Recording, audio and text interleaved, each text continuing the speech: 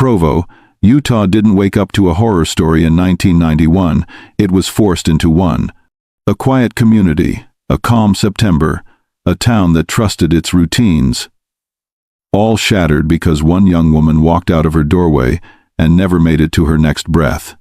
Before we go any further, ask yourself something uncomfortable. What if the person you trusted most was the one you should have feared? That question haunted an entire community for 28 years. It smothered parents, shook students, rattled families, and left a wound so deep that even time refused to close it. Because the truth is this. A monster walked freely in Utah. A real one. Not a story, not a rumor, a human being who blended into normal life with terrifying ease. And the worst part? He didn't run. He didn't hide. He didn't disappear. He stayed close. While the town begged for answers, while families stood in the cold praying for a miracle, while investigators wore themselves thin with dead ends, one tiny clue sat waiting, ignored, underestimated, and nearly forgotten until decades later, when it detonated the truth everyone thought they would never see. A clue so small, it should have meant nothing. But it exposed everything. So let me ask you, how does a case frozen in time suddenly crack open after almost 3 decades? What force finally dragged the truth into daylight? And why did it take so long for anyone to see the danger standing right in front of them? We're about to pull that answer apart piece by piece, but first, before we dive in, drop a comment and let us know where you're watching from. We'd love to hear from you. If you enjoy true crime stories like this, be sure to like the video, subscribe, turn on the notification bell, and share it with someone who'd love it too. The truth didn't just sit quietly in the dark, it waited, boiling, pressing against the walls of a case that everyone thought was frozen in place forever. Provo tried to move on. People forced themselves to return to work, to church, to classrooms, pretending life made sense again. But it didn't. Not when a young woman vanished without warning. Not when no one could explain how a life so full of routine, laughter, and plans could collapse into silence in a single afternoon. The fear wasn't loud anymore, it settled into the bones of the town. Parents watched their children more closely. Women stopped walking alone at night. Trust became a gamble no one was willing to take. Yet somehow the one responsible walked around as if the world owed him peace, as if the town hadn't lost someone who mattered, as if consequences weren't real. And while everyone tried to stitch their lives back together, one question never faded. How does someone disappear in broad daylight and leave nothing behind? No signs of a struggle, no witnesses, no trail, just a void. People whispered theories to feel less helpless, a stranger passing through, a hidden stalker, a secret no one knew about. But the truth was worse. Much worse. Because the real answer wasn't hiding in shadows. It wasn't some distant threat. It was standing close enough to touch the victim's world without anyone noticing. And here's the part that should make your heart pound. For nearly 3 decades, the only real clue was so small, so easy to overlook, that most people never even knew it existed. But when someone finally looked at it with fresh eyes, everything exploded. You're not ready for what comes next, but you need to hear it. The moment Adley vanished, something inside Provo cracked. Not loudly, not with sirens, not with chaos, but with a quiet, choking kind of panic that eats at people from the inside. A town built on trust suddenly found itself questioning every familiar face, every neighbor, every routine. The calm that once defined the community became a cruel reminder that danger doesn't always storm through the door. Sometimes it simply slips in unnoticed. Adley wasn't careless. She wasn't reckless. She wasn't someone who wandered into trouble. She was responsible. Painfully responsible, the kind of person whose absence wasn't just alarming, it was impossible. Which is exactly why her disappearance didn't feel like a mistake. It felt like an attack on the entire town's sense of safety. And the anger was real, burning in her friends, boiling in her family, tearing through her fiancé like a storm. Because how do you grieve when you don't even know what happened? How do you breathe normally when the truth has been stolen from you? The police searched, volunteers searched, the community searched. But the answers refused to show themselves. Every empty field, every quiet trail, every abandoned corner of the foothills seemed to scream the same thing. You're too late. Still, no one expected the case to stall this brutally. No one expected the trail to vanish as completely as Adley had. No one expected the town to be left holding questions with no possible direction to go. But while everyone felt trapped in confusion, one thing, just one, was quietly waiting to expose everything. A detail so small it didn't make sense at first. But one day it would force the entire world to look again. And when the truth started to shift, it didn't do it gently. It slammed into the case like a hammer. There's a kind of silence that doesn't comfort, it provokes. The kind that makes your skin tighten, that makes even normal sounds feel threatening. That was the silence gripping Provo after Adley vanished. It wasn't peaceful, it was accusing. It pressed into people's minds like a reminder that something terrible had happened right under their noses. And no one saw it. People kept asking themselves the same tormenting questions. How could this happen here? How did no one see anything? How does a life vanish without leaving the slightest trace? The anger grew, not just among the people who loved Adley, but in every parent walking their child to school, in every neighbor locking their door twice at night, and in every student glancing over their shoulder on the way home. Nobody felt safe anymore. Nobody trusted the predictable rhythm of their days. And yet, the person who caused all of it, who ripped a hole straight through the heart of a community, walked around untouched, unnoticed, unchallenged, free. That's the part that still stings, even decades later. The one responsible wasn't hiding in shadows or waiting for the right moment to strike again. No. He blended in so well that the town practically stepped around him, never realizing they brushed past the source of their fear. But here's what Provo didn't know. The truth was coming. It was slow, buried, and almost forgotten, but it was coming. Because tucked inside the evidence, something so small it barely made sense at the time, was a spark. A spark that would ignite the entire investigation years later.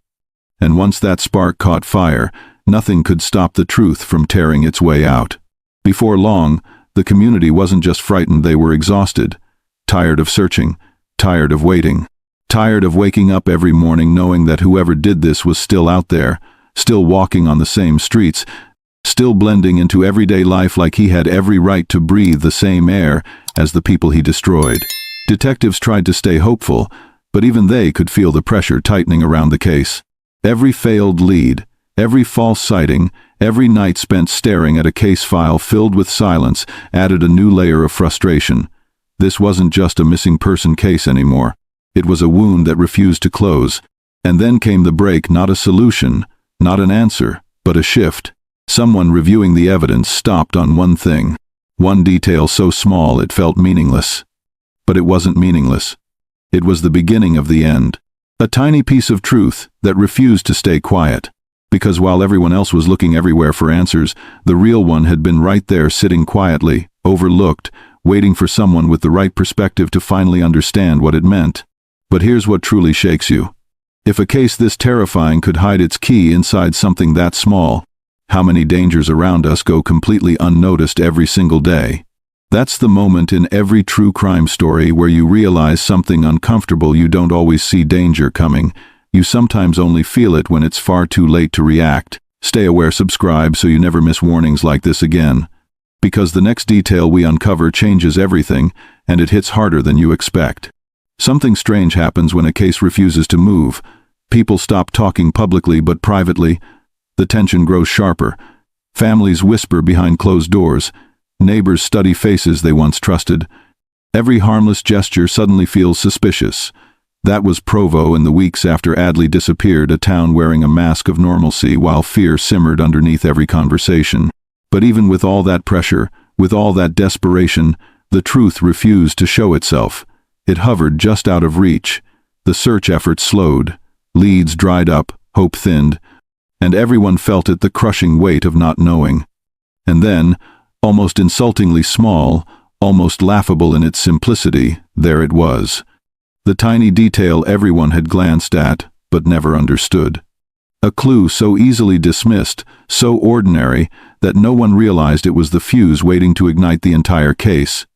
It didn't look powerful. It didn't look important. But it was the one thing that survived everything: time, weather, distance, and doubt. The town didn't know it yet, But this quiet sliver of truth would one day rip the mask off someone who had lived among them unchecked for nearly 3 decades. The question that now haunts this story is simple. How could something so small carry the weight of an entire investigation? And if this overlooked detail was powerful enough to expose a hidden danger, what else are we missing in our own lives without realizing it? That's not paranoia, that's reality. Danger rarely announces itself. It hides in normal moments.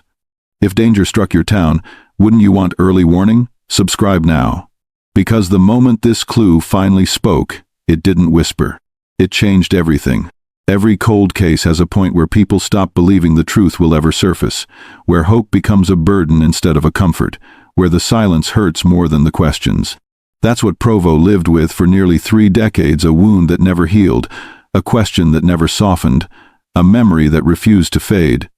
And through all those years, through every anniversary vigil, every prayer whispered for answers, every cold night where families begged for closure, one thought stayed locked in the back of everyone's mind. If the person who caused all this pain walked among us once, what if he still does? That fear aged with the town. It changed people. It shaped the way parents raised their children. It forced a community to live with the unbearable truth that danger isn't always loud. Sometimes it moves quietly, unnoticed, wearing the face of someone forgettable. But the story you're about to hear isn't just about fear. It's about a case that refused to die even when everyone else thought it already had. It's about a clue so small, so easily ignored, that it survived long enough to expose a truth the town was never ready for. A truth that cut deeper than anyone expected. Because when this clue finally spoke, it didn't just point to a suspect, it pointed to someone who had been hiding in plain sight for 30 years. This isn't just a cold case. This is the moment a ghost finally stepped out of the dark, and the entire community realized the nightmare never left. Now that the truth is about to surface, you won't want to miss what comes next.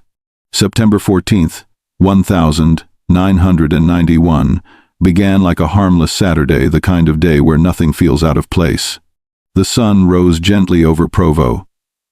People stepped into their routines, and life moved with the calm predictability everyone relied on.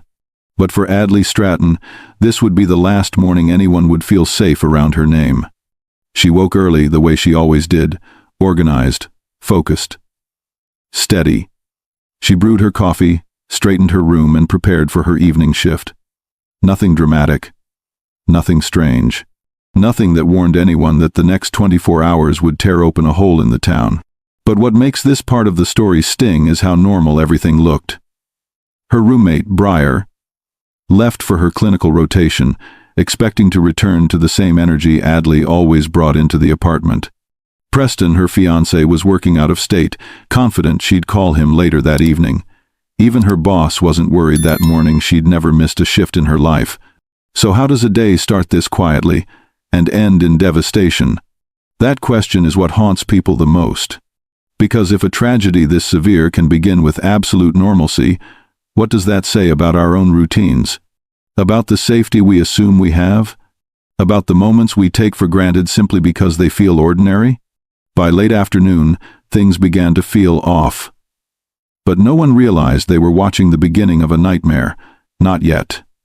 Not until the first sign appeared. Adley didn't show up for her shift. For a woman like her, that wasn't a mistake. It was a warning. And that warning was only the beginning.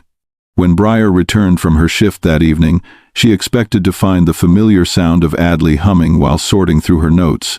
Instead, she walked into a silence that felt wrong, not quiet wrong. A kind of stillness that doesn't belong in a home where someone should be getting ready for work. At first, she tried to brush it off.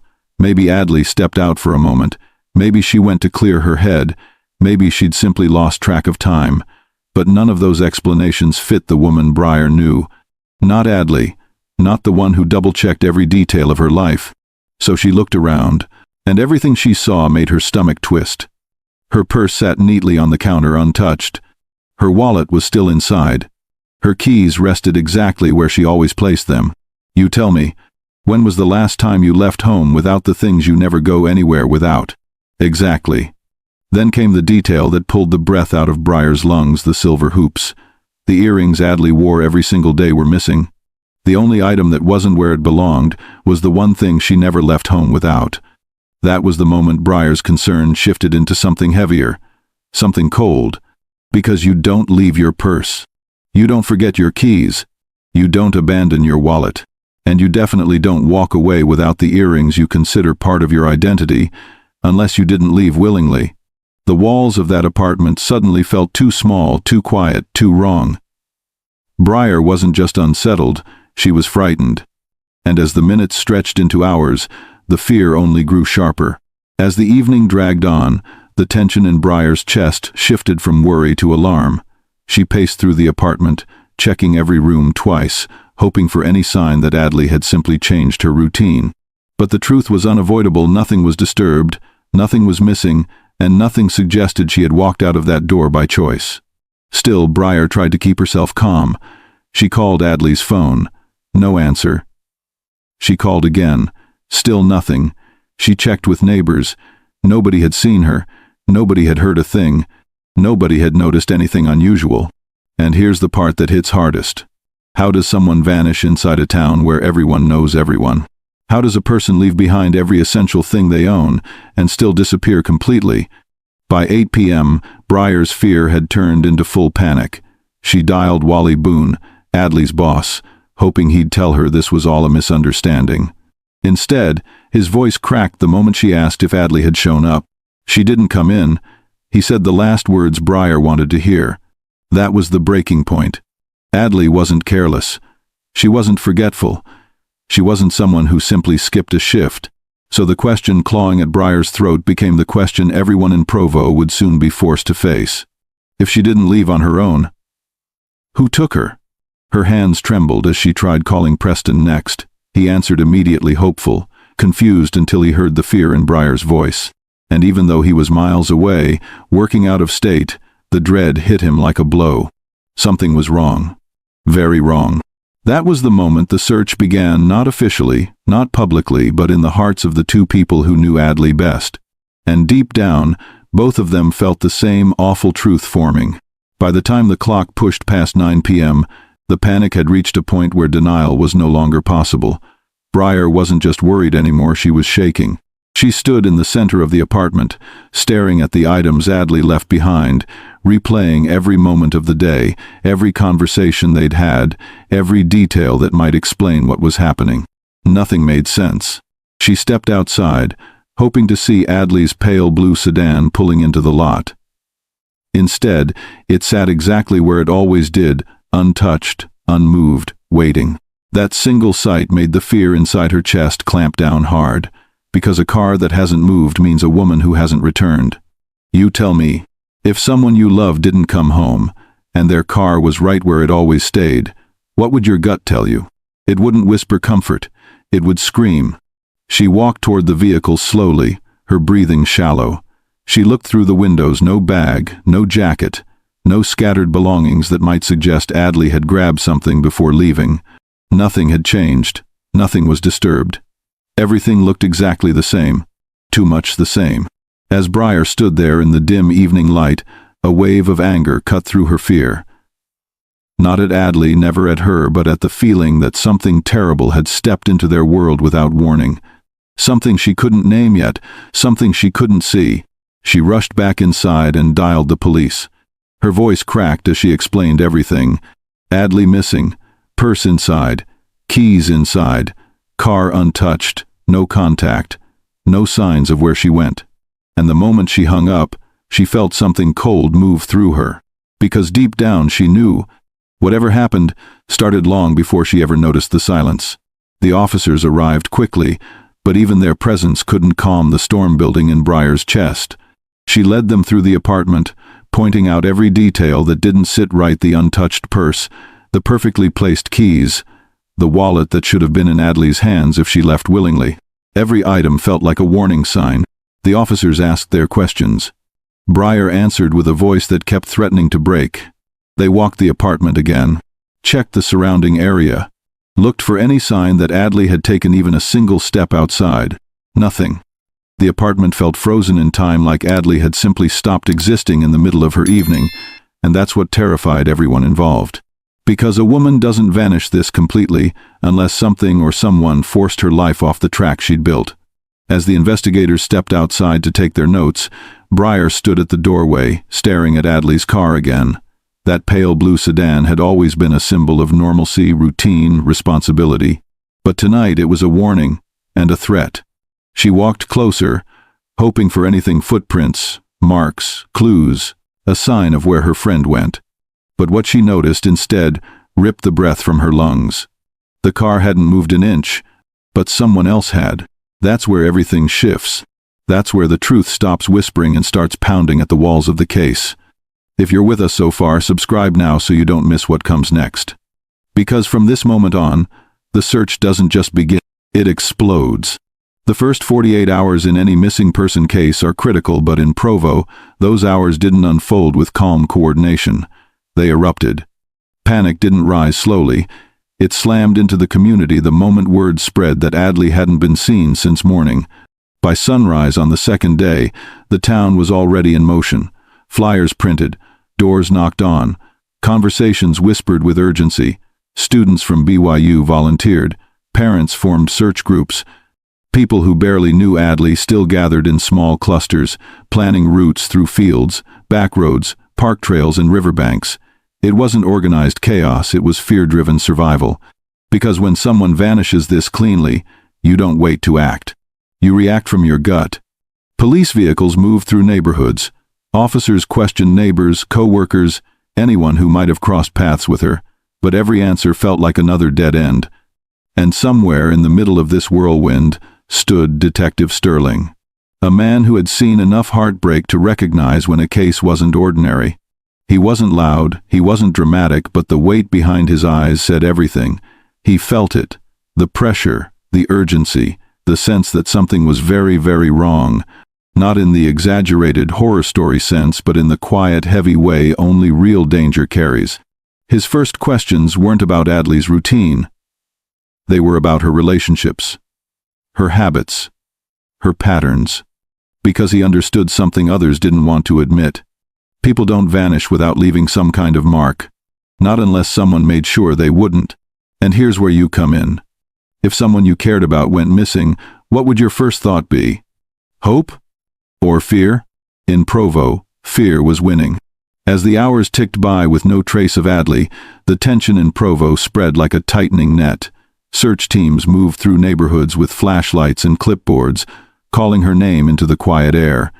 Volunteers checked sheds, fields, campus corners, empty lots, anywhere a clue might be hiding. But everywhere they looked, the result was the same: nothing. Detective Sterling gathered statements at the station, listening for the slightest inconsistency. He questioned roommates, co-workers, neighbors, anyone who could offer even a fragment of the truth. He wasn't the kind of man who panicked easily, but the hollow look in his eyes said this case was already gnawing at him. And deep down, he knew something others were afraid to voice. In cases like this, time isn't just important, it's unforgiving. Meanwhile, the community started doing what frightened communities always do: overthinking, overreacting, and whispering theories that felt more like prayers than explanations. People replayed their last sightings of Adley. Some wondered if they missed something. Others questioned whether they brushed past someone dangerous without realizing it. And here's where it hits you personally. If someone in your neighborhood vanished without a trace, how long would it take for you to start suspecting the people around you? Hours? Minutes? Fear twists everything. Faces you trusted start to look unfamiliar. Places you walked every day suddenly feel unsafe. Shadows feel heavier, longer, closer. But in the middle of all that chaos, one detail slipped into the mix, barely noticeable, easy to dismiss: a statement someone gave on the first day. A small piece of information that didn't sound important at the time. Later, it would matter more than anyone realized. But no one knew that yet. For now, all they felt was the rising pressure of a clock no one could stop. By the second night, exhaustion began to settle in, not the kind you sleep off, but the kind that presses on the chest and drains the color out of people's faces. Search parties that once moved with purpose now walked slower, scanning areas they'd already checked, hoping desperation might reveal something daylight refused to show. Detective Sterling returned to the station with folders stacked under his arm, each one filled with statements, timelines, and maps scribbled with highlighted routes. He stood over them in silence, replaying every answer he'd heard. He wasn't just looking for a clue, he was looking for something that felt wrong. Something that cut against the rhythm of the day. Adley vanished. And somewhere in that stack, buried under the predictable answers, was one comment he couldn't ignore. A statement so minor that any other officer would have tossed it aside. Something about seeing someone near Adley's apartment earlier than expected. It didn't fit. It didn't match. It didn't age well. But Sterling didn't chase it yet. Not because he didn't want to, but because the case was moving too fast, too wide, too loud. He needed the noise to settle before he could hear the truth behind that strange detail. Meanwhile, the community was unraveling in a different way. Parents held their children closer. People triple-checked their locks. Doors that were usually open remained shut. Every person wondered, if someone could take Adley, who else was at risk? Who could be next? Fear wasn't spreading anymore. It was embedded. It clung to the air, to conversations, to the very streets people had walked without hesitation a week earlier. And just as the panic reached its peak, everything suddenly stopped. A shift was coming, a hard one. By the end of the second day, the noise of the search, the shouting, the calling of her name, the rustling of boots through fields and brush slowly faded. Not because people gave up, but because there was nowhere left to look. Every trail had been crossed, every lead checked, every corner of her usual routes combed through twice. And still, nothing. Provo, once buzzing with frantic energy, fell into a quiet that felt heavier than the panic before it. It wasn't calm. It wasn't relief. It was the kind of silence that tightens your throat and makes every sound echo. The kind that tells you something terrible has taken root. Detective Sterling stood outside Adley's apartment building, staring at the pale blue sedan sitting untouched in its usual place. That car had become a symbol not of hope, but of a truth no one wanted to voice. If she drove away, there'd be a lead. If someone stole it, there'd be a direction. But a car that hasn't moved? That's a message. A painful one. Briar watched from the doorway, exhausted, her eyes red from tears she no longer had strength to shed. Preston, still miles away, stayed glued to the phone, waiting for anything, a sighting, a clue, even a rumor, but nothing came. And this was the moment the case shifted. Not forward, not backward, but into a strange, suffocating stillness. The panic had burned through the town like a storm. Now all that remained was the dreadful quiet that follows. And quiet has its own warning. When the search goes silent, the truth is usually waiting in a place no one wants to find. 3 weeks after Adley vanished, Utah's Wasatch foothills looked peaceful, the kind of landscape that makes hikers feel safe, grounded, and far away from the problems waiting back home. But on that day, the quiet beauty of those trails would be shattered in a way that none of the hikers were prepared for. A small group set out early that morning, following a path they'd walked dozens of times. They weren't searching for anything unusual. They weren't scanning for danger. They were simply enjoying a routine escape from the noise of daily life. But routines mean nothing when horror decides to make an appearance. As they advanced deeper into the trail, an area rarely disturbed, something caught their eye. At first, it looked like nothing more than a patch of disturbed earth, the kind of thing animals sometimes leave behind. But instincts are powerful, and one of them slowed down, sensing something wasn't right. He stepped closer, then stopped cold. Not because of what he saw, but because of what he felt. The stillness around him suddenly felt too heavy, too unnatural. The air changed. The trail no longer felt familiar. He called out to the others, voice uncertain, shaken, but urgent. They came closer, eyes scanning the ground, expecting to find a trapped animal or maybe a discarded item. What they found instead froze them where they stood. A glimpse, a shape, a piece of fabric partially covered by soil and leaves. And beneath it, the first sight of what the town had feared for weeks. They backed away, horrified, voices trembling as they dialed the authorities. This wasn't a lost hiker. This wasn't a minor emergency. This was the discovery that would destroy whatever hope the community still held. Deputies arrived within minutes, but the hikers had already stepped far back from the area, keeping a distance as though the ground itself had turned hostile. The officers moved in carefully, scanning the scene, their expressions tightening as they approached the exposed fabric and the disturbed soil surrounding it. This wasn't fresh. This wasn't recent. But it was unmistakably human. They called for additional units instantly. The trail that once echoed with casual conversation now held a silence so thick it pressed down on everyone present. Birds quieted. Wind slowed. Even the sunlight seemed to dim as officers formed a perimeter. Then came the moment no one could ever prepare for. As they cleared away the layers of earth, they uncovered remains fragile, partially concealed, and positioned in a way that told a story of panic, desperation, and a final attempt to hold on to life. But what broke the investigators the most wasn't the body. It was the single strand of deep red hair caught against the fabric near her shoulder. Not brown, not auburn, red. A match to the detail Breyer, Preston, and Adley's family had repeated to officers for weeks, the very feature that made her stand out.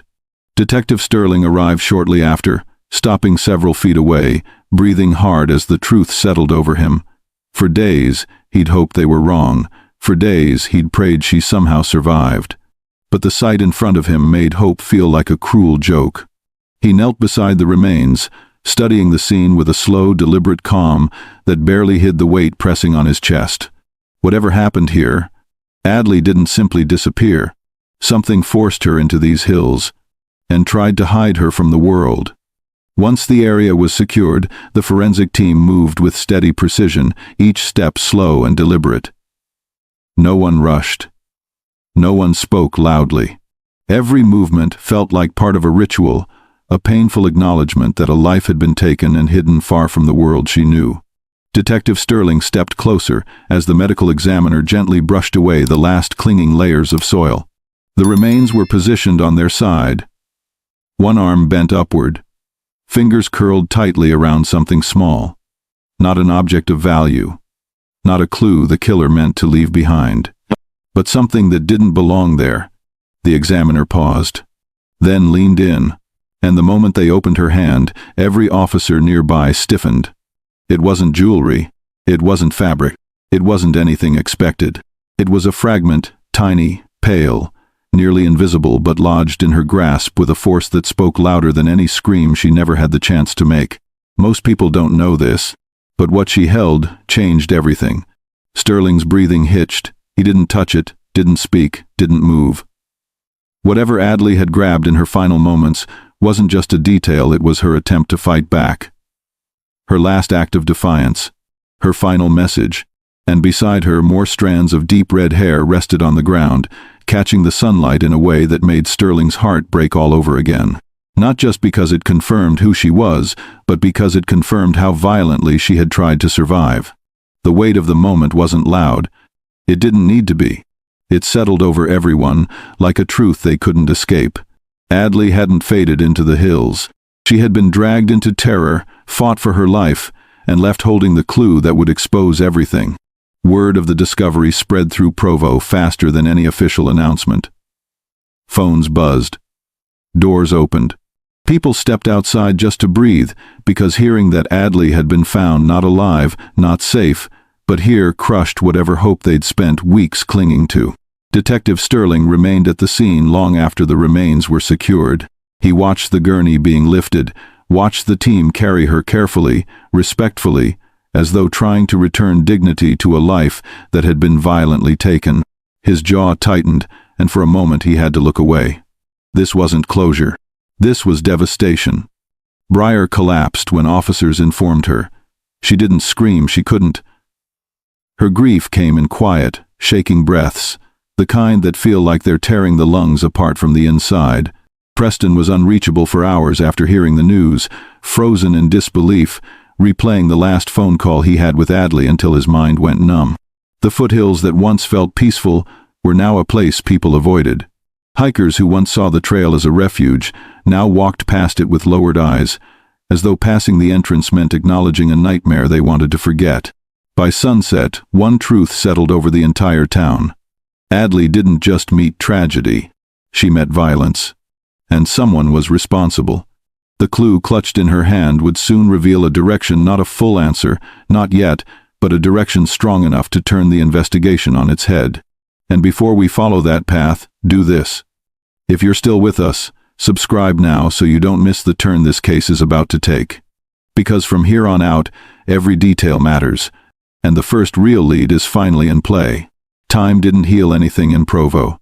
It didn't soften the memory. It didn't turn the tragedy into a story people could distance themselves from. Instead, the months after the discovery felt heavier than the frantic days before it. Once shock faded, the reality that Adley's killer was still out there grew sharper, colder, and far more terrifying. The community didn't feel safer because they'd found her. They felt exposed, like something dangerous had walked straight through their town and vanished into thin air. With no arrest, no suspect, and no clear direction, people began telling their own versions of the story. They whispered about the deep red strands found near her body, attaching meaning where the investigation had none.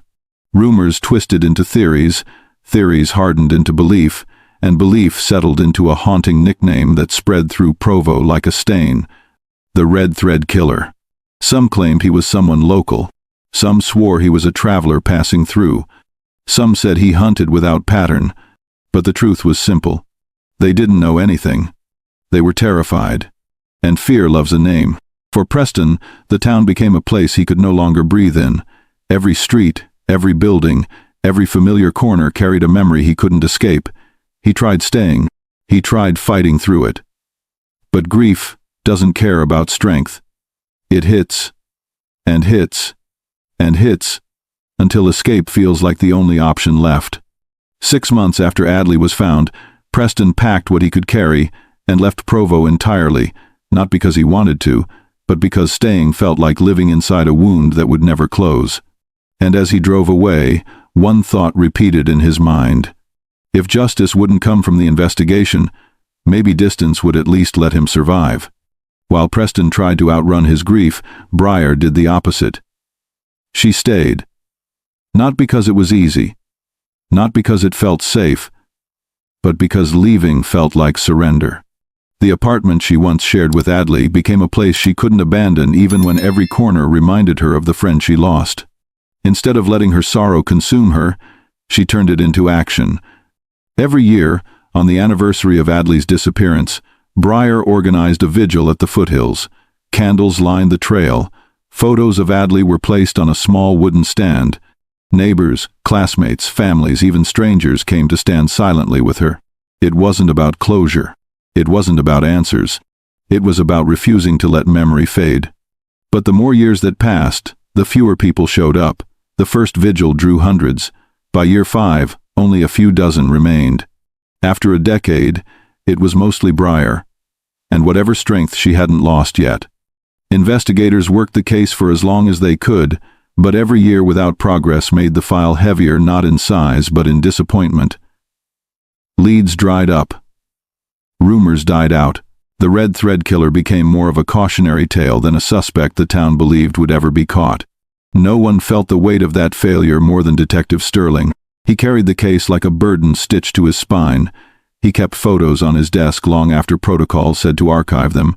He read the same statements repeatedly, searching for something he might have missed. But every reread ended the same way, with him sitting in silence, staring at a truth he couldn't accept. This case was slipping away from him, and there was one detail he could never escape, one evidence bag no one had touched in years. Detective Sterling didn't handle failure, well, not because of pride, but because he knew what a cold case really meant. It meant a family left waiting. It meant a killer who slept easily. It meant a story frozen in place while everyone else was forced to move on. He stayed with the investigation long after his team shifted to new assignments. Nights at the station became routine. He'd sit under dim lights, the case file open in front of him, staring at photographs he could have described from memory without looking. Every detail etched itself into his mind: the position of Adley's arm, the strands of red hair, the small fragment she clutched when she died. But obsession has a cost. He stopped taking vacations, stopped spending time with friends, stopped pretending the case wasn't eating away at him. Colleagues noticed the change. They spoke to him gently at first, then with concern. He brushed them off each time. Not because he didn't hear them, but because stopping felt like betrayal. If he rested, he feared he'd never return with the same drive, the same anger, the same refusal to let this case fade into dust. And yet, for all his effort, nothing moved. The leads grew cold. The theories dried up. The vigils grew small. The town adjusted to the idea that the red thread killer might never be found. One evening, after everyone else had gone home, Sterling opened the evidence cabinet again, something he'd done hundreds of times. Bags labeled, dated, catalogued, untouched except for routine checks. But on that night, something strange caught his eye. A single bag, placed far in the back, sealed in 1991. A piece of evidence he hadn't looked at in years. A piece no one had touched for almost 3 decades. That forgotten evidence bag felt almost out of place, like something that should have been moved, reviewed, or logged years ago. Sterling lifted it carefully, brushing off a thin layer of dust that confirmed what the date stamp already suggested. It hadn't been opened since the early 90s. He sat down, holding the bag in his lap for a long moment, the weight of decades pressing into his hands. It contained something recovered from the foothills, something catalogued quickly in the chaos of those first days, something investigators at the time didn't know what to do with, not because it lacked importance, but because the tools to understand it simply didn't exist yet. He stared at it, wondering how many times he'd walked past it without noticing, how many nights he'd sat in this same chair, feet away from something that might have mattered. Guilt pressed against his ribs, but he forced himself to breathe through it. Cases age. Memories fade. But evidence doesn't care about time. In 1991, this bag was just another item logged during a frantic search for answers. In 2001, it was a forgotten relic of a case going nowhere. In 2010, it was nearly invisible, buried behind newer files. And now, nearly 30 years later, Sterling was holding it again, not knowing that inside this sealed plastic was the key to a breakthrough decades in the making. He didn't open it yet. Not because he didn't want to, but because part of him feared what it might mean. If it mattered, it meant this case could have moved forward long ago. If it mattered, the weight of those lost years would fall squarely on the shoulders of every investigator who overlooked it, including him. But one truth stood firm. The case wasn't dead. It was waiting. And the evidence everyone forgot was about to become the one thing no one could ignore. As the years stretched on, Provo began shaping its own version of what happened to Adley. The official investigation slowed, but the community's imagination didn't. With every anniversary, every whispered rumor, every retelling of the story, the town built a narrative that felt almost larger than life. Parents warned their kids about walking alone after dark. College students told each other never to trust unfamiliar faces. People claimed they saw someone suspicious that night, even when they hadn't. Fear filled in the gaps that evidence couldn't. And so the legend grew. The Red Thread Killer. A faceless figure who targeted at random. A predator who left no footprints. A ghost who struck once and disappeared. But the truth behind the scenes was nothing like the stories. Cases don't go cold because a killer is mystical or untouchable. They go cold because something crucial is missing, something small, something overlooked, something waiting for the right moment to matter. Detective Sterling knew this better than anyone. While the town traded theories, he went through the same files night after night. He didn't care about myths. He didn't care about the terrifying stories parents used to keep their children close. He cared about the evidence, especially the hair sample that had followed the case like a shadow. Everyone remembered Adley's deep red hair. It was the detail people used to describe her whenever her name came up. It shaped how the community visualized her story. It even shaped how they imagined the killer. But hair doesn't just tell a story, it carries information. And someday, technology would catch up to what that strand was silently holding. Sterling didn't know it yet, but the answer wasn't hiding in the shadows. It was sitting in storage, waiting for a scientific tool that didn't exist when Adley died. With every passing year, the town's version of the story drifted further from the facts. People repeated the legend so often that it became more familiar than the details in the official reports. Some spoke of a shadowy figure who stalked the foothills. Others insisted Adley had been targeted for reasons known only to the killer. None of it came from the case file, but fear has a way of rewriting reality. Detective Sterling watched this happen with a quiet frustration. Not because the stories insulted the investigation, but because they buried the real truth deeper under layers of imagination. Legends don't solve cases. Evidence does. And while the town traded dramatic theories, Sterling kept returning to the single detail he believed still mattered. The hair. Not just the strands found near her, but the tiny fragment clutched in her hand when she died. In 1991, that fragment had almost no investigative value. Technology was limited. DNA sampling was basic. Labs couldn't extract what was needed from material so small. To most investigators at the time, the hair was nothing more than a distressing symbol, a reminder of her final moments. Something heart-wrenching, yes, but not actionable. To the town, it became part of the myth. People twisted it into their own explanations. He left it behind intentionally. It was a signature. It was proof he wanted to be remembered. But Sterling never believed any of that. He wanted facts, not folklore. And the fact was simple. That fragment wasn't from Adley. That meant two possibilities, only two. Either she ripped it off her attacker during a struggle, or the killer made a mistake they never realized. For decades, the fragment just sat there, powerless. What no one knew was that one day it would become the only thing capable of tearing the entire case open. While the community fed the legend, the truth sat untouched in a storage room, boxed, labeled, and ignored. The evidence shelves carried items from hundreds of cases, but only one box held the fragment that could change everything. It waited there as years turned into decades, as officers retired, as new detectives joined the force, as the world outside changed completely. Sterling visited that evidence room more times than he could count. He'd stand in front of the shelves, eyes drifting toward the same corner each visit. Not because he expected a sudden revelation, but because he couldn't let go of the idea that something important lay buried in the paperwork and plastic. He wasn't wrong. He wasn't right yet either. He was simply ahead of his time, because the early 90 seconds had limitations that no amount of effort could overcome. There was no advanced genetic mapping, no forensic genealogy, no database capable of connecting distant relatives. Labs couldn't generate a profile from tiny samples without destroying them in the process. Back then, the fragment in Adley's hand was an emotional blow, not a scientific one. But progress doesn't stay still. The world outside slowly moved forward. DNA technology advanced inch by inch. Labs gained tools they didn't have before. Scientists figured out how to read genetic material so faint it once seemed useless. And with every breakthrough, that forgotten piece of evidence became less hopeless, more relevant, more dangerous to the person who left it behind. If only Sterling knew how close the truth actually was. If only he knew how thin the wall between myth and reality had become. Because the only thing standing between the legend of the Red Thread Killer and the real killer's identity was the arrival of technology powerful enough to speak for the dead. As Provo held on to the legend, believing the Red Thread Killer was some kind of phantom beyond the reach of law, the truth sat quietly inside an unremarkable storage box. Myths thrive on fear, but evidence doesn't care about stories. It just waits patient, silent, unchanged, until the right eyes and the right tools finally give it a voice.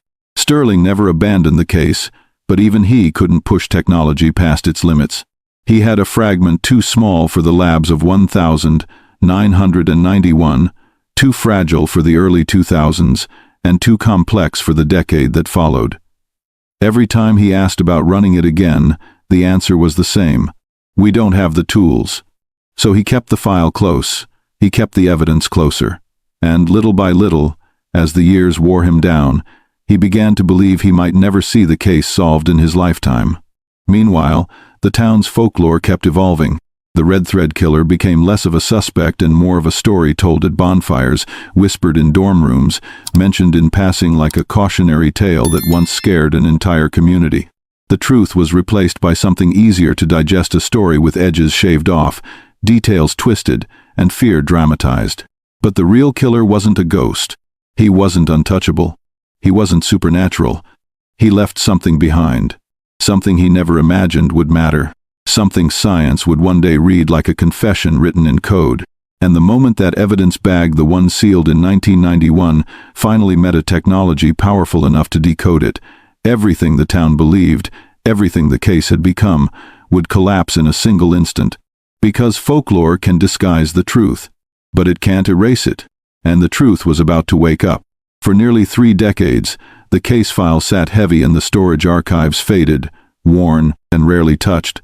But 2019 brought a new generation of investigators into the department, including someone who refused to let old cases die on dusty shelves, Detective Lena Voss. Voss wasn't interested in myths or community theories. She didn't care how many years had passed or how impossible the case looked from the outside. She was part of the new wave investigators raised in an era where science didn't just assist the truth, it dragged it out whether the past liked it or not. In her first month on the job, she requested access to all unresolved homicide files. When she reached Adley's, she didn't skim. She read every page, every detail, every entry Sterling had written by hand. And then she saw it, the evidence bag sealed in 1991, the same one Sterling had held countless times with nothing to show for it. But to Voss, who grew up in an era shaped by forensic leaps and DNA miracles, that fragment wasn't a relic. It was a door. She took the bag to the lab that same afternoon. Not with arrogance, but with the kind of confidence that comes from knowing the world had changed. She asked the team one question: "Can we run this with the new extraction protocol?" The room went silent. Then one of the techs nodded. They had the tools now. Tools Sterling had prayed for.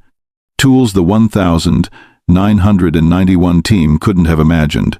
And for the first time in almost 30 years, the case didn't feel frozen. It felt alive. The lab didn't rush the extraction. They handled the fragment as though it were a fragile heartbeat, something that had waited decades for someone to finally listen. Hours turned into days as the team worked through the new high-resolution sequencing process, separating what mattered from decades of degradation. Detective Voss checked in constantly, not impatient, just aware that the moment this worked, everything before it would look like the world was running blind.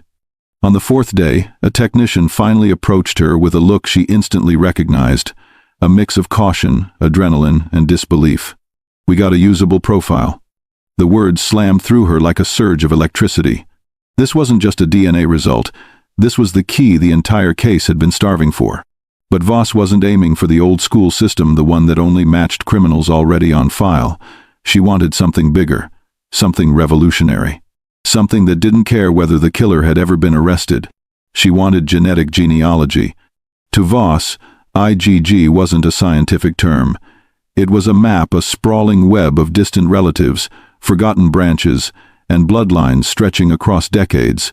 By uploading Adley's killer's DNA to a public genealogy database, they could find anyone remotely connected to the person responsible. A second cousin, a third cousin, even a barely related stranger who shared a sliver of ancestry. And through those branches, a pattern would emerge. A name would surface. A trail would point to someone real. It was like turning on a light in a room investigators had been stumbling through for 30 years. Voss didn't hesitate. She uploaded the profile, and once she clicked confirm, there was no turning back. The past was about to answer for itself. Once the profile entered the database, the lab felt different. A strange, charged stillness filled the room. The technicians pretended to focus on their screens, but everyone felt it. This wasn't just another upload. This was a 3-decade scream finally reaching a place where someone could hear it. Detective Voss stood behind the monitor, arms crossed, eyes locked on the loading wheel spinning slowly on the screen. It felt like watching a door creak open inch by inch, revealing a room no one had stepped into since 1991. Minutes passed. Then more. Then the screen blinked. A single line appeared. Then 2. Then 7. Not criminal hits, but genetic connections. Distant ones. Branches on branches of a family tree that stretched far beyond Utah. Voss leaned in as the system organized the matches by strength. 4th cousins. 3rd cousins. A cluster of vague, faint links. But one match stood out. Stronger than the rest. Clear. Unavoidable. A 2nd cousin-level match. A name stared back at her from the screen. Ilara Jensen. Not a suspect. Not even someone tied to the case. Just a woman living her life miles away, unknowingly connected by blood to a secret buried for 28 years. The room fell silent. A tight, breathless silence, the kind that shows up right before the truth bulldozes the past. Voss didn't celebrate. didn't speak. She simply stared at the name, feeling the weight of a door finally blown open. Because one thing was clear. This wasn't random. This wasn't noise. This was the first real thread leading straight to the killer. Detective Voss didn't waste a second. She pulled up Ilara Jensen's full match metrics, reviewing the shared centimorgan count, the family tree data, the location overlap, everything that could confirm this wasn't a mistake. It wasn't. The match was strong, direct, and rooted in the killer's bloodline. A second cousin. Someone alive. Someone real. This wasn't just progress. This was the case cracking open like a door kicked off its hinges. Voss immediately contacted the genealogy specialists assigned to the department. Their job was clear: to reverse engineer Ilara's family tree and identify every branch that could connect back to the unknown DNA sample. But before the team even began charting the connections, one thing became obvious. This match was going to lead somewhere big. The lab felt electric, the kind of atmosphere where every breath feels like the moment before lightning hits. And in the middle of that pressure, Voss whispered to herself, "It's starting. And now comes your required placement. If you still won't subscribe, at least comment, why? What's stopping you?" Because the next step wasn't small. It would drag an entire family history into the spotlight. The genealogists expanded Ilara's tree, mapping relatives across counties, states, and decades. They traced births, marriages, relocations, changes in last names, every thread that could lead back to a man who had remained hidden for years. And then it happened. One branch, one connection, one name that didn't fit where it should have. A name that would redefine the entire case. One name changed everything, but not the way anyone expected. If you're following this twist, subscribe so you don't miss what comes next. The genealogy team gathered around a large digital display, expanding the branches of Ilara Jensen's family tree until it stretched across decades of marriages, migrations, and forgotten relatives. What began as one name quickly became dozens, then hundreds, each branch holding a different possibility, a different path that could lead to the person who killed Adley. Detective Voss watched closely. She wasn't looking for drama. She wasn't looking for the wild stories the town had built.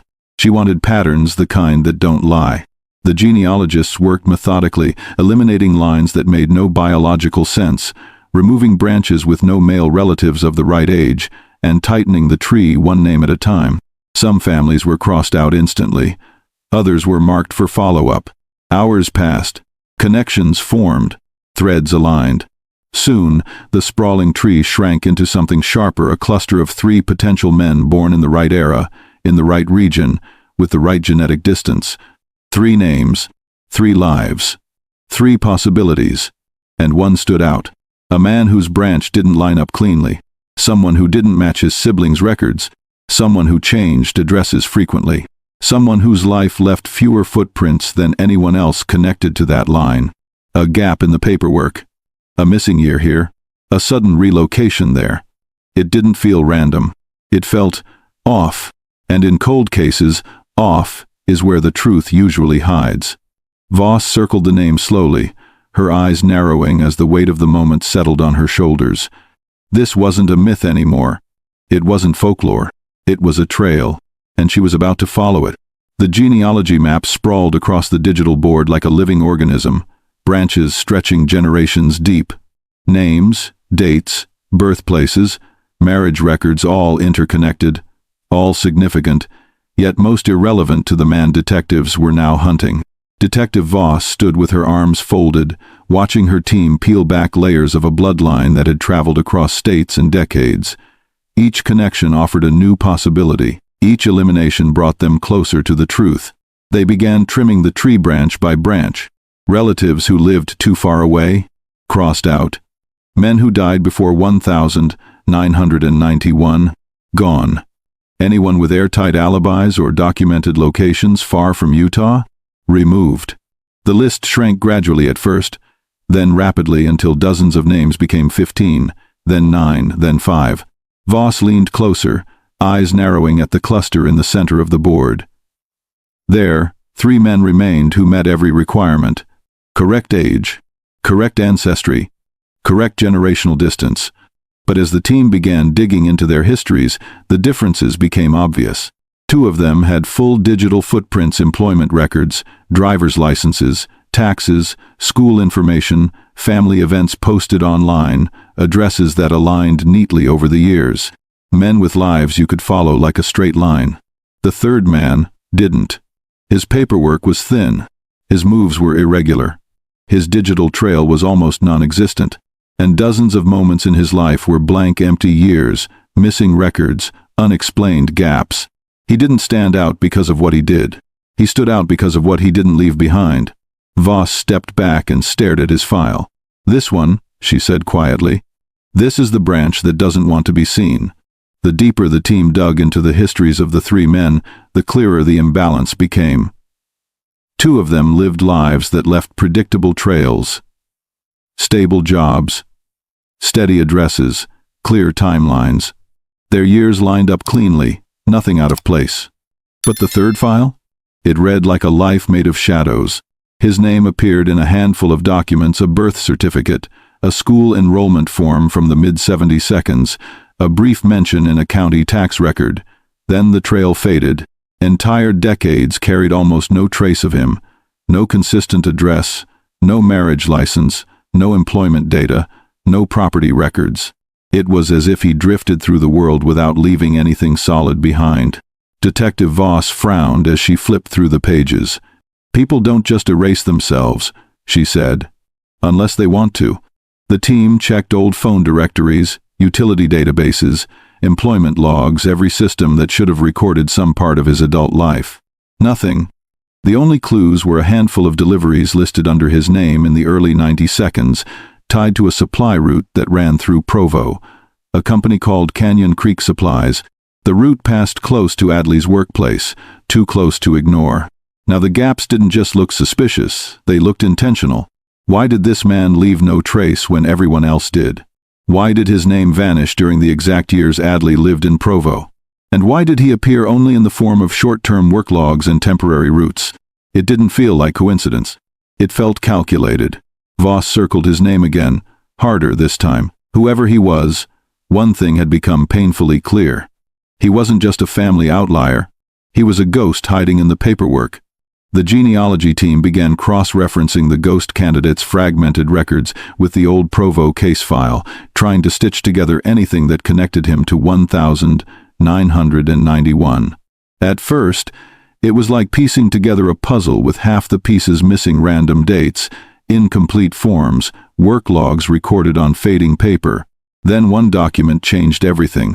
A Canyon Creek Supplies delivery sheet from August to November 1991, right in the window of Adley's disappearance, listed the ghost candidate's name clearly. Next to it, an assigned route number. And next to that, the destination address. The exact sector where Adley worked. Detective Voss froze. That wasn't a coincidence. That was proximity direct. Undeniable proximity. She zoomed in on the route map, tracing the line from the supply warehouse to the cluster of buildings where Adley spent her days. The path ran straight past the parking lot, the front doors, even the side entrance where employees sometimes stepped out for fresh air. And the more Voss studied the map, the more obvious it became. He crossed her path. Maybe once. Maybe dozens of times. Now the gaps in his life weren't mysterious, they were calculated. A man who moved without record, worked temporary jobs, used routes that drifted from town to town, never settling long enough to build a paper trail. When Voss finally pulled the last piece of his fragmented identity, the quiet in the room turned heavy. Name: Duncan Powell. Date of birth: 1966. Address history: inconsistent. Work history: shallow. Background: nearly invisible. She thumbed through the old case file again, scanning the list of people interviewed in 1991. Neighbors, co-workers, friends, family, vagrants, former employees, delivery drivers.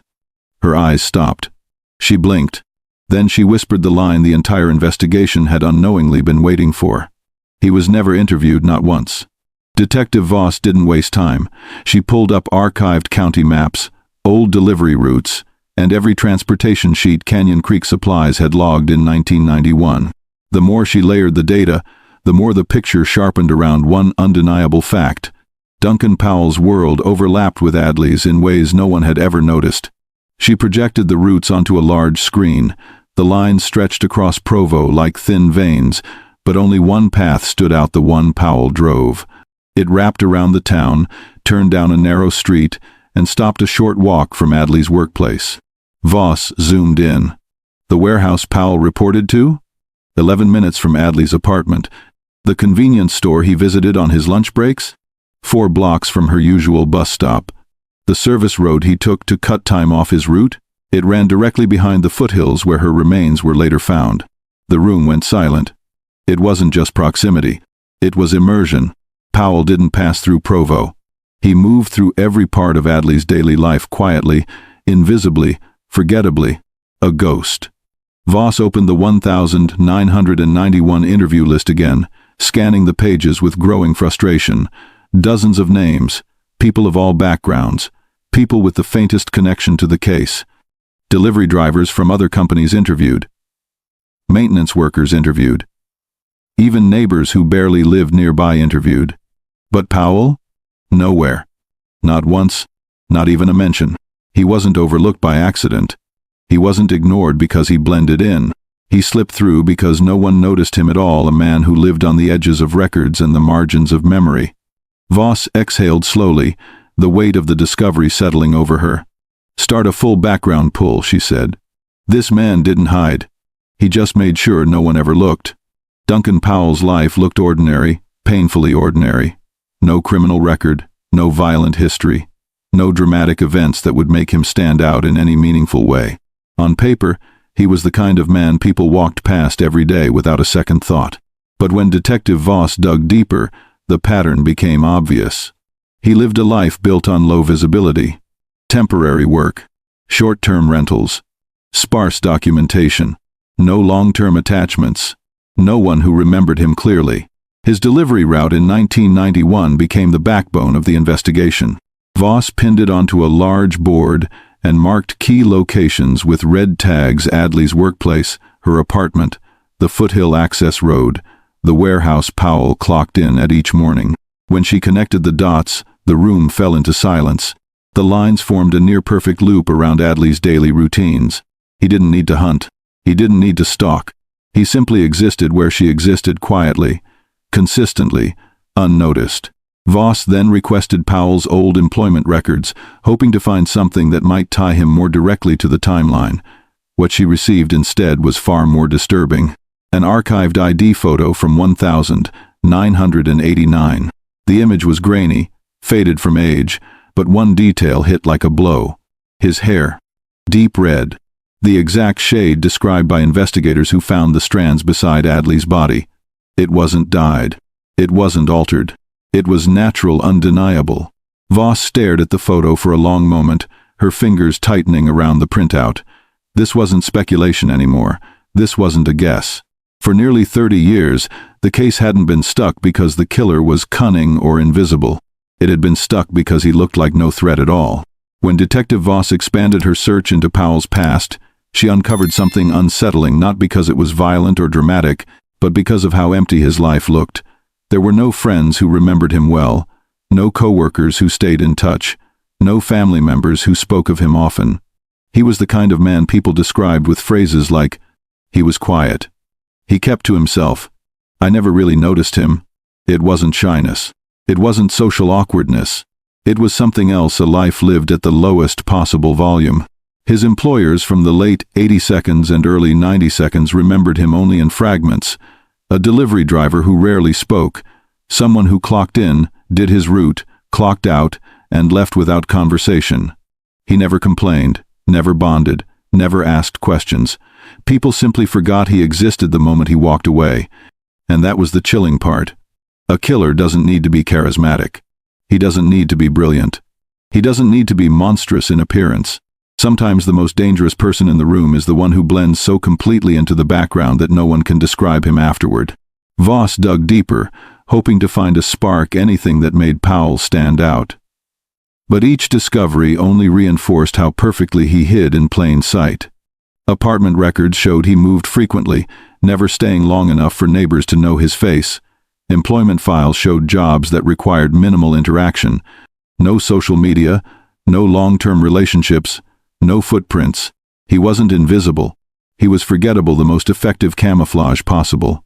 And in 1991, when investigators interviewed delivery drivers, witnesses, co-workers, neighbors, Powell slipped through without effort.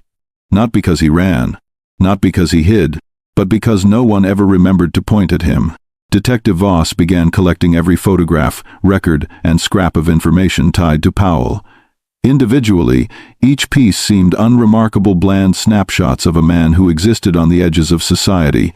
But when she laid them out together on the investigation board, a disturbing consistency emerged. Every image showed the same expression. Flat, neutral, distant. Powell didn't smile. He didn't scowl. He didn't emote. He looked like a placeholder in his own life. Voss pinned the 1989 ID photo at the center of the board. The deep red hair caught her attention immediately, but it wasn't the only detail that mattered. His eyes, unfocused, almost vacant, suggested a man who drifted through routines without attaching himself to anything or anyone. Next, she pulled his route sheets from Canyon Creek Supplies. The paths he drove weren't random. He preferred quieter streets, service alleys, back entrances, routes that kept him away from crowds. Not because he was avoiding attention for criminal reasons, but because he preferred the edges of everything. It was a pattern of removal, a pattern of distance. A man who lived like a shadow even in daylight. Voss marked the locations where Powell routinely stopped, cross-referencing them with areas that investigators searched in 1991. A clear picture formed. He operated within eyesight of Adley's world every week. He passed her parking lot. He crossed her street. He used the same back road that eventually led to the foothills. He wasn't outside the investigation's radar by skill or strategy. He was outside it because he fit no one's idea of danger. A man who barely registered as present is the easiest man to overlook. And the easiest man to overlook is the easiest man to fear once the truth emerges. Detective Voss stared at the board covered in photos, maps, and records, and the realization hit her with a weight she could feel in her chest. Powell never hid. He was simply the kind of man people walked past without memorizing. A neighbor described him as quiet. A former co-worker remembered him as polite, I guess. One supervisor said, he did his job and left. Honestly, I barely noticed him. Barely noticed him. 3 words that now sounded like a warning the entire town missed. Voss pulled up the 1991 canvassing notes again. Officers had interviewed nearly 50 people tied to the supply routes in Adley's area. Drivers from multiple companies, warehouse staff, maintenance workers, day shifts, night shifts, even those who didn't work the relevant weeks. But the name Duncan Powell never appeared in the logs, not as a witness, not as an employee, not as a person of interest, not even as a footnote. He was a blank space. A man who moved through schedules and streets without leaving an imprint strong enough for anyone to write down. In truth, the most frightening thing about Powell wasn't that he escaped notice after the crime. It was that he escaped notice before it. He wasn't a monster lurking outside windows. He wasn't a stalker watching from the dark. He wasn't a figure people whispered about. He was the man delivering boxes, the man walking past the break room door, the man parking his van near the loading area, the man no one had a reason to fear. A shadow only becomes terrifying when you realize it's been standing beside you the entire time.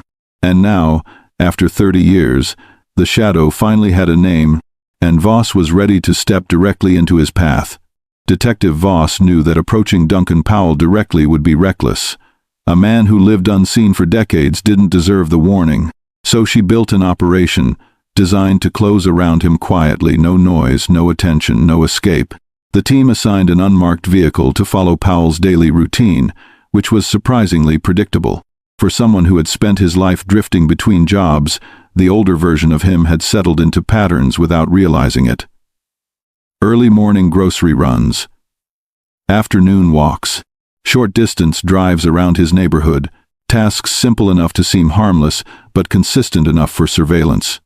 Officers rotated shifts, but Voss stayed connected to every update, her phone constantly buzzing with reports.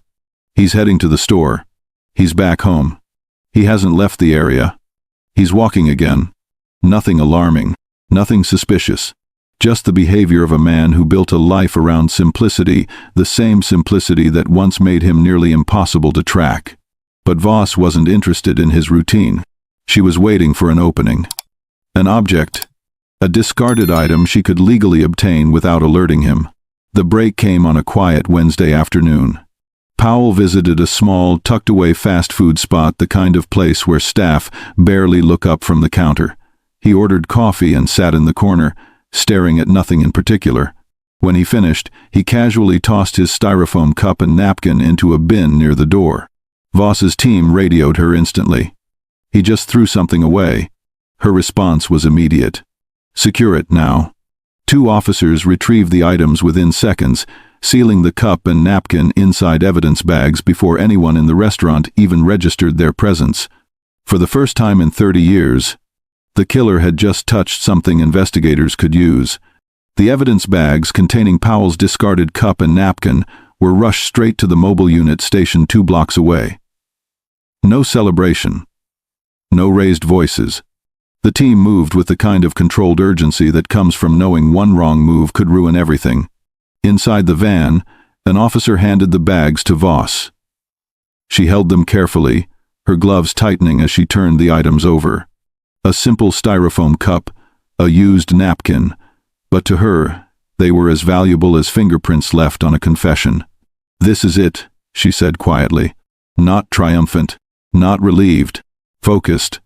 She logged the items, sealed them properly, and contacted the lab. The message was direct. Priority status. Same, day transport. Immediate processing. The lab agreed but warned her, "We can't promise a timeline.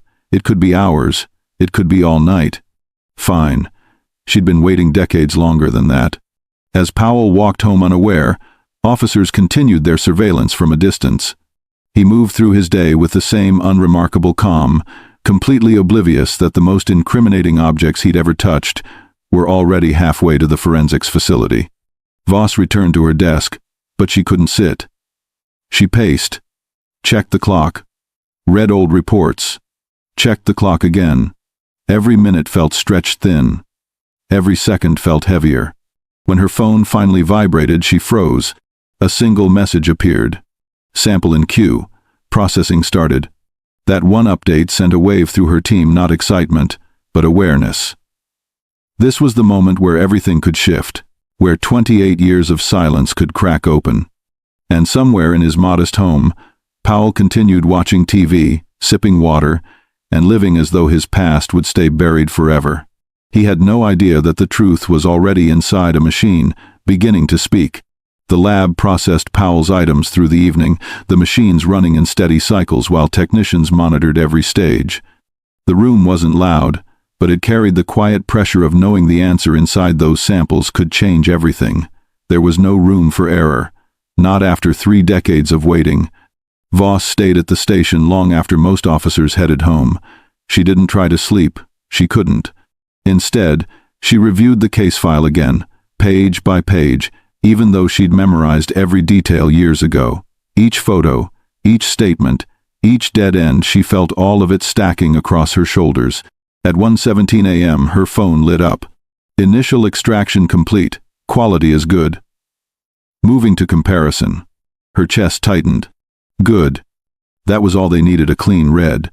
She opened her laptop and watched the monitoring screen the lab granted her access to. It wasn't dramatic. It wasn't cinematic. It was just a bar moving from left to right. Slow. That bar held a lifetime of answers. Meanwhile, Powell slept peacefully in his small house, unaware that his DNA was being lined up against the sample recovered from Adley. He had lived so quietly, so unnoticed, that even this moment likely wouldn't have crossed his mind. He assumed the past stayed where he left it. But biology doesn't forget. And evidence doesn't age out of truth. By 2:41 a.m., the comparison screen shifted. A new window opened. Numbers began to populate. Markers aligned one after the other, each match landing like the click of a lock sliding open. Voss leaned forward, barely breathing. Another match. Another. Another.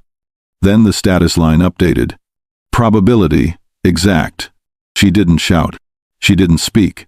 She simply closed her eyes as the weight of 28 years lifted enough for her to breathe again. Detective Voss stood in the dim glow of her office, staring at the screen as the confirmation hovered in front of her. Exact match. Those two words landed with the force of a hammer hitting granite. The room felt heavier, as if time finally caught up with the truth that had been buried since 1991. Voss exhaled slowly, steadying herself. She knew what this meant, not just for the case, but for every person who had carried Adley's memory like a scar they learned to live with. She sent the alert to her team with a single message. It's him. Officers sprang into motion across the city. Cars warmed. Radios crackled. Plainclothes units shifted positions. The quiet surveillance that had followed Powell for days now transformed into something sharper, coordinated, deliberate, final. While the team moved, Voss allowed herself one moment to absorb the gravity of what she held in her hands. A cup. A napkin. A strand of truth pulled out of decades of silence. It was enough to rewrite history. Across town, Powell woke up, shuffled into his kitchen, and began his morning the way he always did, unaware that before sunrise, the final piece of his past had risen to the surface, and this time, it wasn't going away. Voss stepped outside and looked toward the horizon, the sky beginning to brighten with early morning color. Her voice was steady when she spoke into the radio.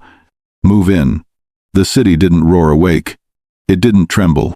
It didn't even notice. But for anyone watching this story unfold, one question becomes impossible to ignore. If a man like Powell lives so close without being seen, who else could be hiding in your own town? Don't wait to find out the hard way. Subscribe now so you're never the last to know. And with that, the team closed in, ready to end the silence once and for all. The arrest happened at sunrise, quiet, precise, and stripped of all drama. Not because the officers wanted to spare Powell, but because they didn't want to disturb the neighbors who still believed they lived in a safe pocket of Utah. A pocket that would never be the same after this morning. Powell stepped out of his front door holding a small trash bag, expecting nothing more than the familiar hum of early morning silence. He didn't get far. Two unmarked vehicles pulled into view at the same time, stopping with a clean, controlled stillness. Officers emerged with measured steps, not rushing, not hesitating. Duncan Powell, one of them called out, "We need you to step over here." No shouting, no tackling, no struggle. Powell blinked, confused, as though they had the wrong man. His face didn't twist with guilt or fear, it barely changed at all. He placed the trash bag down slowly, his hands rising in a motion that felt more like bewilderment than surrender. Neighbors watched from behind curtains, jaws tightening, hands covering mouths. They weren't looking at a stranger. They were looking at the man who waved politely when he passed their yards. The man who returned dropped mail, the man they trusted enough to ignore. The shock was instant and absolute. "He lived among us?" one neighbor whispered from her porch, voice trembling. All this time? Powell was handcuffed with calm efficiency. As officers guided him toward the car, he didn't ask a single question. He didn't protest. He didn't demand answers. He simply walked, and that quiet walk, steady, emotionless, felt louder than any confession could have been. Detective Voss watched from across the street, her expression firm, her eyes locked on a man who finally had nowhere left to hide. News travels slowly in some towns, but not this one. Not today. Within minutes of Powell being placed in the back seat of the unmarked car, phones buzzed, neighbors stepped outside, and whispers moved down the street like a cold wind. People wanted to deny what they were hearing. They wanted to believe it was a mistake. But the sight of him, the quiet man with the soft voice and unremarkable presence, being driven away under police escort, left no room for denial. Across town, Breyer was preparing for her morning shift when her phone rang. She answered casually, expecting a routine call.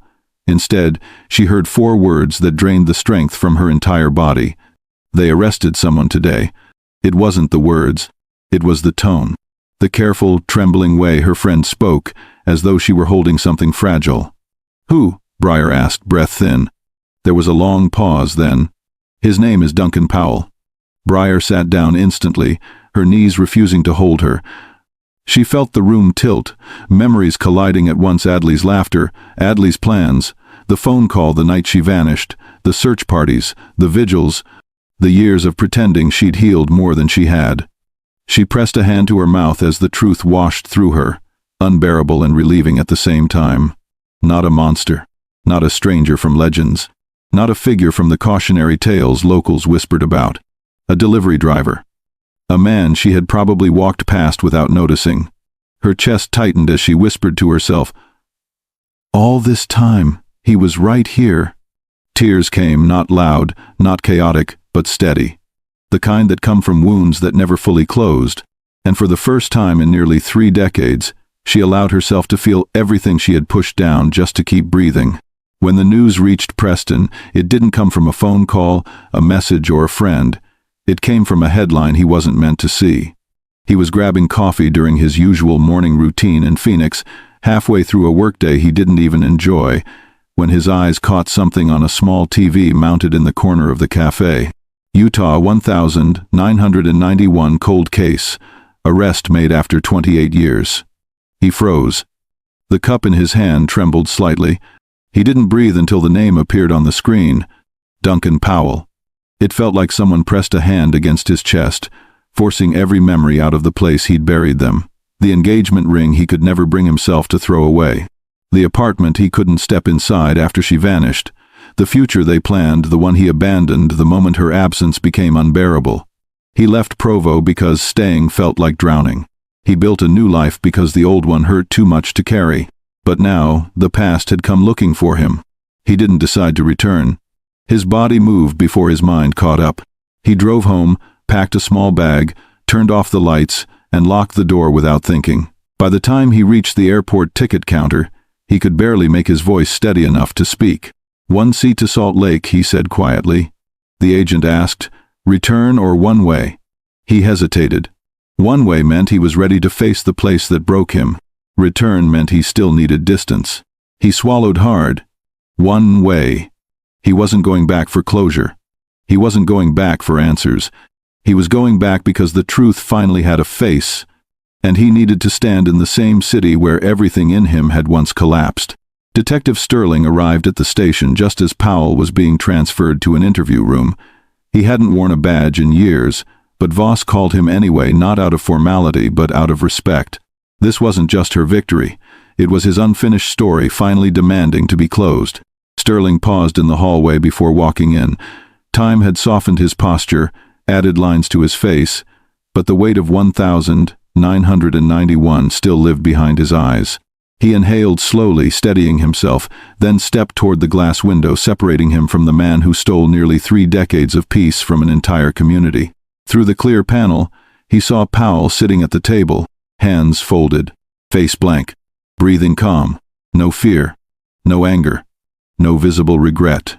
Just the same emptiness Sterling remembered seeing in so many photos over the years, a man who moved through life untouched by the wreckage he caused.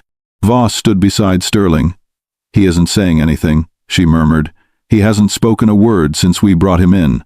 Sterling nodded slowly. Of course he hadn't. Men like Powell rarely confess. They don't justify. They don't explain. They simply let silence do the talking because silence served them well for most of their lives. Sterling's hands curled slightly at his sides. He wasn't angry. He wasn't relieved. What he felt was something deeper, quieter, the ache of a chapter closing long after it should have ended. He reached into his coat and pulled out a worn case file, the same one he kept long after retirement. The edges were frayed, the ink faded, but he held it like something sacred. He whispered, almost to himself, "It's over, Adley." Not loudly, not triumphantly, just finally. Behind the glass, Powell continued staring straight ahead, mute, unmoved, as if the truth had always belonged to someone else. But the DNA had spoken for him, and now, nothing could take that voice back. When the news of Powell's arrest settled over Provo, it didn't bring celebration. It brought a strange, heavy quiet, the kind that sinks into every corner of a community and forces people to confront questions they never wanted to ask. For nearly 3 decades, residents comforted themselves with a simple belief that danger always comes from the outside, from strangers, from shadows, from places they never step into. But the truth that surfaced in 2019 shattered that illusion in one blow. The threat wasn't a phantom drifting along the mountains. It wasn't a drifter passing through town. It wasn't a name whispered only at night. It was a man they saw in daylight, a man who drove their streets, a man who delivered their packages, a man who lived quietly among them, unnoticed and unchecked. Parents looked at their children differently that week, realizing how fragile safety actually is. Couples held each other longer. Neighbors spoke in hushed tones on porches. Everyone felt the same unsettling weight. If someone like Powell could walk through their town without suspicion, who else could be hiding behind a polite smile? But alongside the fear, something else rose, something stronger. A sense of clarity. Evil isn't always loud. Danger isn't always obvious. And sometimes, the person you think blends into the background is the one you should be paying attention to. This wasn't just a case closed. It was a lesson forced on an entire generation, a reminder that safety isn't passive. It's something you guard through awareness, instincts, and community. And as Provo absorbed the truth, the real healing began. Acknowledging the danger that lived quietly among them, and choosing not to look away again. For Breyer, the arrest didn't fix the damage, it simply exposed how much she'd been holding together behind a steady face. She visited the foothills the week after Powell was taken into custody, standing near the spot where the hikers made their discovery decades earlier. She didn't speak, she didn't cry loudly. She just breathed in the cold air and let the weight of the past settle in a way it hadn't been able to before. For years, she had carried the guilt that she didn't hear Adley leave that night, that she didn't check on her sooner, that she didn't notice anything was wrong. The kind of guilt people carry even when logic tells them it wasn't their fault, because hearts don't listen to logic when grief is involved. But standing there now, she understood something she had never allowed herself to accept. It was never her responsibility to sense the danger. The danger hid too well. She whispered into the stillness, "You deserved more time," her voice steady but breaking at the edges.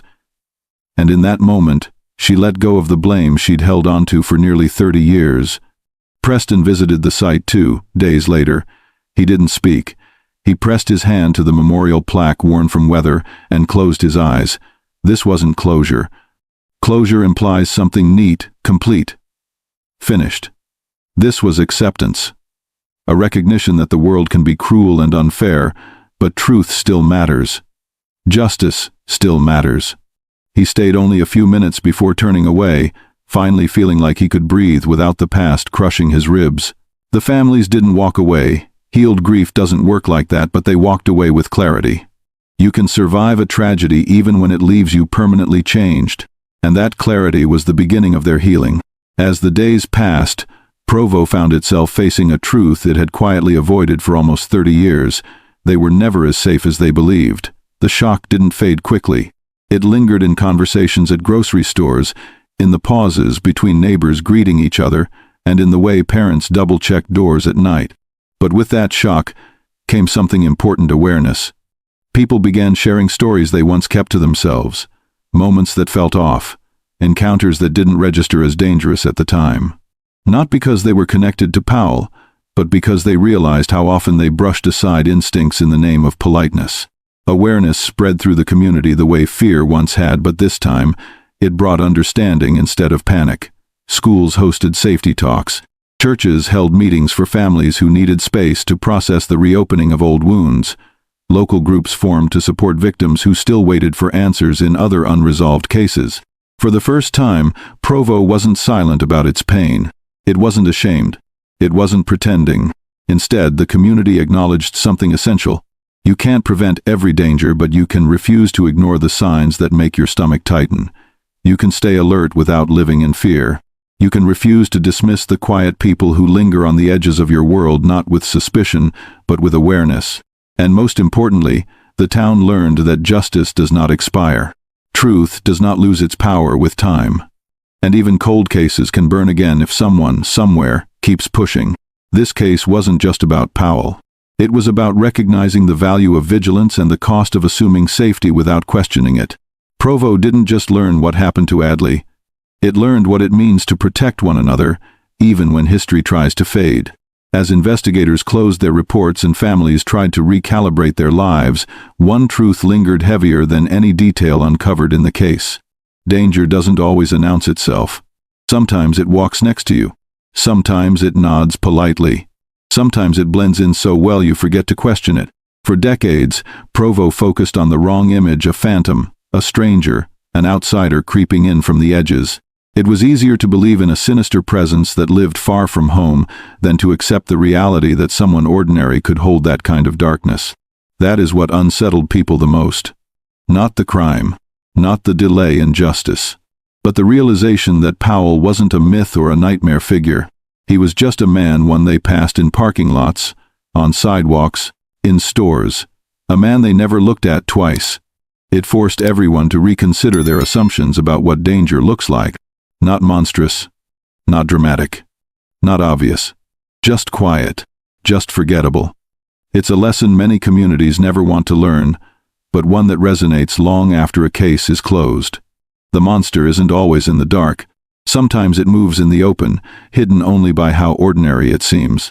That single understanding echoed through Provo like a warning carried on cold air. Stay aware. Stay observant. Don't assume safety because someone appears harmless. Not out of fear, but out of respect for the truth this case revealed.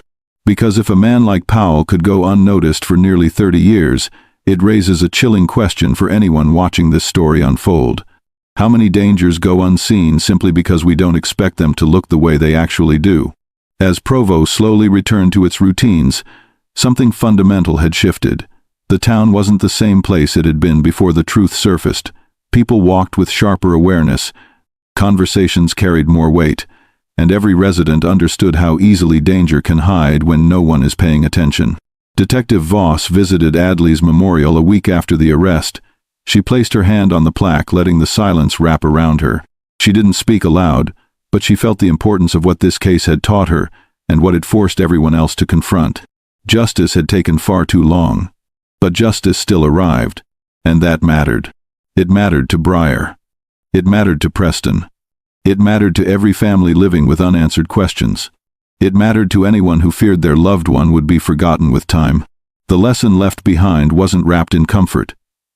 It was sharper than that, a reminder that safety isn't guaranteed, and evil doesn't always stand out. Sometimes the real threat is the one that blends perfectly into everyday life, and that's why awareness is not optional. So before this story closes, there's something you, the viewer, need to hear. If someone like Powell can go unnoticed for 30 years, staying alert could be the only thing that protects you or someone you love. Don't ignore that. If you won't subscribe, at least tell us why in the comments. Your reason might help someone else stay aware. And finally, a softer reminder, not out of fear, but out of unity. Join our community by subscribing. It helps us share these stories, honor victims, and keep these lessons alive for those who need them most. Because in the end, Provo learned what every community eventually must. The truth always finds a way to surface, and we stay safer when we face it together.